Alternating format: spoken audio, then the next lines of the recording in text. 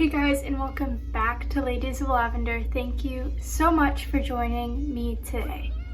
Make sure to subscribe and like to join the Ladies of Lavender family. So for today's video, we are going to talk about the contraceptive mandate. Not only is this a controversial topic, it's also a mature topic. So if birth control makes you uncomfortable, go ahead and click out of this video.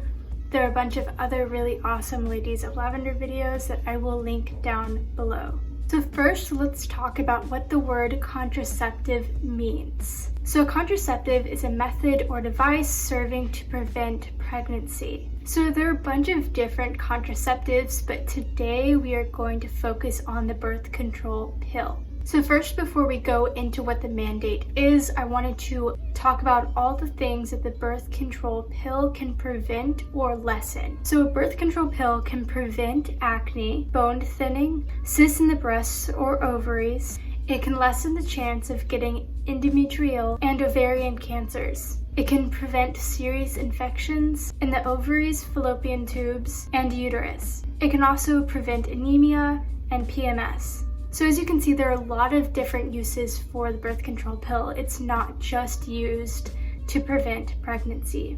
And this is really important when talking about today's video. So let's talk about what the contraceptive mandate actually is. So it was started under the Obama administration, and it was originally found in the Affordable Care Act. So Obama's contraceptive mandate required most employers to provide cost-free coverage for contraceptives. And now let's kind of dive into what the Affordable Care Act was. So I'm going to read this from the New York Times article that I read. In March 2010, President Barack Obama signed the Affordable Care Act, which includes a section that requires coverage of preventative health services. So that's like birth control and screenings. The next year, the Obama administration required employers and insurers to provide women with coverage at no cost for all methods of contraception approved by the Food and Drug Administration. So these regulations exempted houses of worship, including churches, temples, and mosques. So this basically means that the houses of worship listed do not have to provide cost-free coverage for contraceptives. It's important to talk about because this will come up later.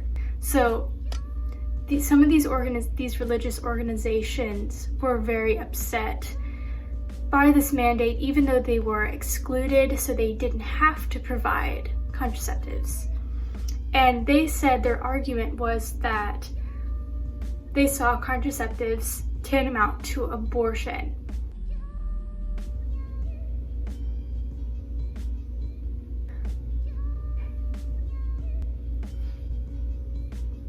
So this is where the tea starts. So a few weeks ago, the Supreme Court passed the Trump administration's regulations for the contraceptive mandate. This regulation allows employers to limit their female employees' access to birth control coverage. So when they say that, they mean like maybe insurance that helps women buy birth control. And if you guys don't really understand exactly what that means, a lot of medications and prescriptions are very expensive, and without medical insurance, you might not be able to afford the item. So basically with doing that, they take away the insurance or the coverage that these women would have to access these medications and prescriptions that are very important. And remember what we talked about in the beginning of the video with all of the things that just the birth control pill can help. So this regulation could result in 126,000 women losing contraceptive coverage. And this is like losing the insurance to be able to buy birth control. I also wanted to take a minute to talk about who voted for this regulation and what was the vote tally. So this was a 7-2 vote, meaning that the mandate was passed. So 7 people voted for the mandate, only 2 people voted against it. So I'm going to insert a picture somewhere on the screen, and you'll see that 7 out of the 9 people voted for this regulation, and then the other two did not, and you can kind of see who exactly is on the Supreme Court because that's also very interesting. And I also thought it was really interesting that some of the liberal judges voted for the regulation, so that's really interesting. And now let's take a look at the public vote. So this was a tally taken, of course, from the public, so we can kind of see how people around us voted for this mandate. What did they think? And as you can see, the majority of people thought that it was a good idea to regulate this mandate. So I'm going to read a direct quote. So it said, the states of Pennsylvania and New Jersey challenged the Trump administration's regulations, saying that they would shoulder much of the cost providing contraceptives to women who lost coverage under the Trump administration's rules. And I'm also going to do one more quote, and this is from Ruth Bader Ginsburg, who is one of the liberal judges who voted against this mandate. And this is kind of why she said that it was a bad idea for the mandate to be passed. So she said, in accommodating claims of religious freedom, this court has taken a balanced approach, one that does not allow the religious beliefs of some to overwhelm the rights and interests of others who do not share those beliefs, she wrote.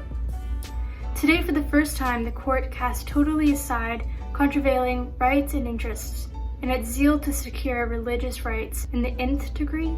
Ruth Bader Ginsburg also brought up the point that women who are poor or maybe not as wealthy as others will probably have to give up contraceptives if it's not covered by their employer. These medications are very expensive without insurance. We already talked about that. So think about these women who suddenly have no coverage and they have to pay for it out of pocket. And keep in mind that the most effective contraceptives are the most expensive. Alright, so that's it for the contraceptive mandate. Alrighty, and I wanted to take a second to say you can believe whatever you want. I'm not going to force my opinions on you. You can believe what I've said. You don't have to believe it. All of the information I got is listed down below. So if you don't believe what I'm saying, before you maybe leave a mean comment down below, go and do research for yourself.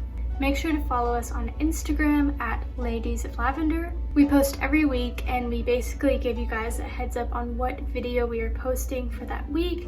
We also have something really cool planned in a few weeks, so you want to make sure to follow us on Instagram so you can see when that happens. Now, if you have any period related questions or questions about today's video, you can DM us on Instagram at Ladies of Lavender, or you can email us at ladiesoflavender20@gmail.com, or you could leave a comment down below. We would love to answer your questions. And also don't forget to leave a comment down below for today's video. What do you guys think about this mandate? Do you think it's a good thing? Do you think it's a bad thing? Let us know. Just make sure to remain respectful and kind to everyone. Alright, that's it for today's video. I'll see you next week.